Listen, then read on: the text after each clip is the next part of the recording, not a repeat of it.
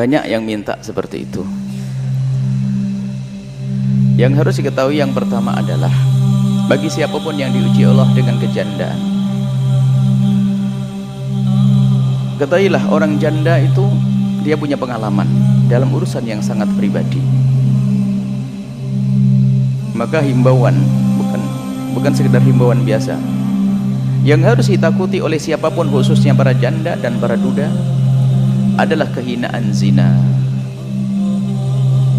Takut pada zina adalah kehinaan zina. Sebab kadang ini sampai terjadi, semoga Allah memberikan hidayah dan mengampuni. Ada seorang wanita yang menjanda, kemudian dia punya anak, karena dia malu tidak berani dengan anaknya, dia tidak menikah, akan tapi dia berzina. Kehinaan di atas kehinaan. Zina adalah hina di dunia. Ada pintu halal, kenapa harus berzina? Hai hamba Allah, ada pintu halal namanya pernikahan. Kalau anda punya hajat, kecuali anda seperti Rabi'ah Adawiyah yang tidak peduli lagi dengan urusan syahwat, dingin. Ada memang sebagian orang setelah suaminya meninggal atau apa, dia dingin, tidak pernah bangkit syahwatnya. Akan tapi zaman ini zaman rusak, yang dingin pun akan dipanasi karena tontonan sudah kotor hari ini. Maka himbauan menikah ini adalah sebuah keharusan di hari ini. Menikah halal, cari pintu halal, cari bapak halal. Jangan sampai main-main urusan haram, kadang-kadang menikmati urusan WA. Sampai ada yang berkata, iya bu ya, dulu waktu saya punya suami, waktu halal dengan suami saya itu malas SMS. Setelah cerai, kenapa kok saya senang SMS-an dengan suami saya? Setan yang berbicara. Kalau dengan haram, lezat sama setan, dikasih buah-buah, dikasih bumbu-bumbu. Maka takutlah kepada Allah wahai para janda. Ada pintu halal di sana. Ini yang pertama. Nasihat yang kedua bagi anak-anak yang mempunyai ibu janda. Hei para anak yang punya ibu janda atau bapak duda, jangan pandang bapakmu dan ibumu selamanya sebagai bapak dan ibu. Tapi ketahuilah, beliau berdua adalah juga seorang laki-laki, seorang pria dan seorang wanita. Harus dipandang sebagai seorang wanita. Barangkali punya hajat. Kalau punya hajat, izinkan. Anda tidak punya hak untuk melarang dia. Karena ibunda mempunyai kebutuhan yang tidak bisa diwakilkan kepada siapapun. Ridho Allah itu harus selalu dihadirkan dalam setiap kehidupan kita. Ada seorang melarang ibunya menikah lagi, terus apa yang kau bisa berikan kepada ibunda? Ini adalah kebutuhan pribadi, ibumu tidak butuh uang dan sebagainya. Akhirnya ibunya itu karena takut kepadanya, diam-diam melakukan keharaman, naudzubillah min dzalik. Baik, kemudian yang ketiga, jika memang anda sebagai seorang janda yang memang sudah punya hajat yang demikian, betul, cara pertama adalah memohon kepada Allah.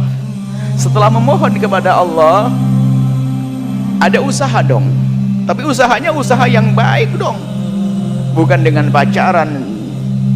Anak gadis saja nggak pantas pacaran, janda pacaran sudah punya anak banyak. Ya bukan itu. Akan tetapi ketahuilah, caranya adalah kalau memang sudah punya hajat, dan mohon maaf semua orang tahu tentang kebutuhan pribadinya. Kalau hajatnya sangat besar dan sebagainya, usaha, dan usahanya adalah jangan anda menanti saja. Jadilah seperti orang-orang besar pada zaman dahulu, Sayyidah Khadijah Al-Kubra. Jadilah anda seperti Sayyidah Hafsah.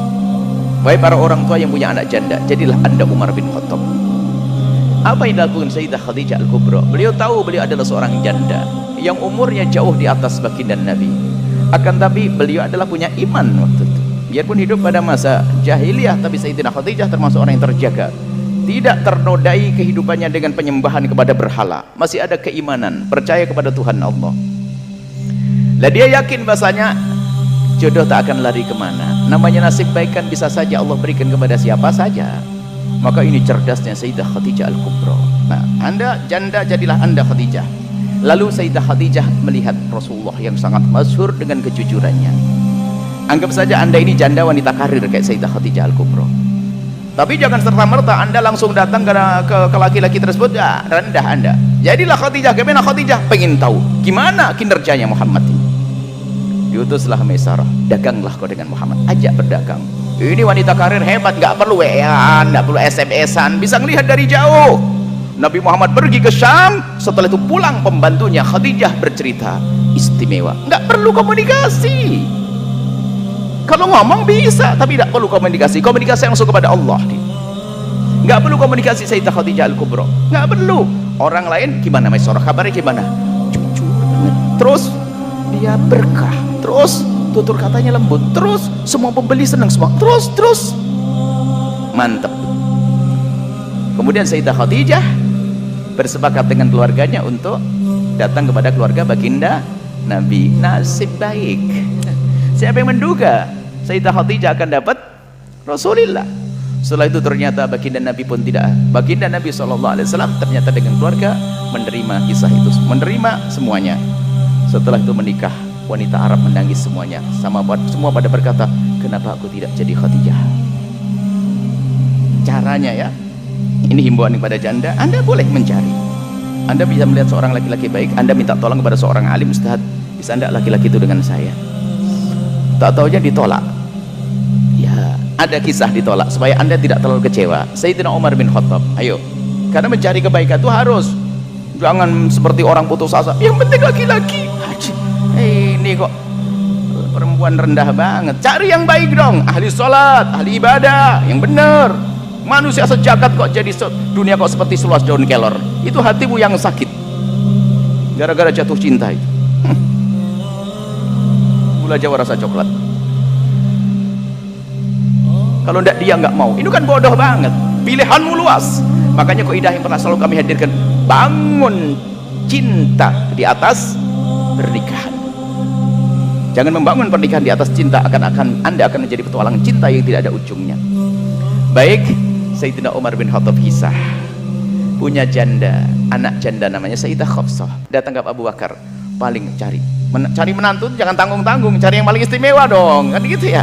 Abu Bakar nih orang paling hebat nih, paling dicintai Nabi ini. Hei Abu Bakar, ada apa? Umar, aku punya anak janda namanya Khafsah, barangkali kau ada hajat dengan Khafsah? Diem, nggak jawab.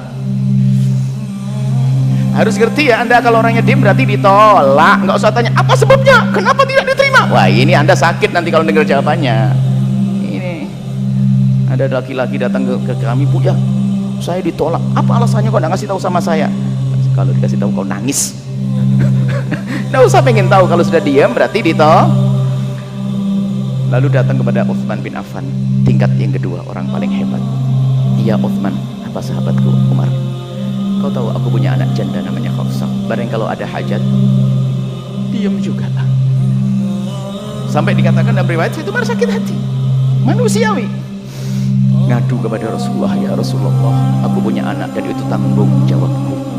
Aku merindukan kalau punya menantu yang hebat, yang bagus. Aku sadarkan ke Abu Bakar. Abu Bakar diam, tidak menerima. Kemudian aku sampaikan kepada Utsman, juga diam, tidak menerima. Sambil sedih, apa jawab baginda Nabi? Hai Umar, Utsman akan menikah dengan wanita lebih bagus dari putrimu, dan putrimu akan menikah dengan laki-laki lebih bagus dari Abu Bakar dan Utsman. Siapa ya Rasulullah? Memang ada orang lebih bagus dari Abu Bakar sama Utsman?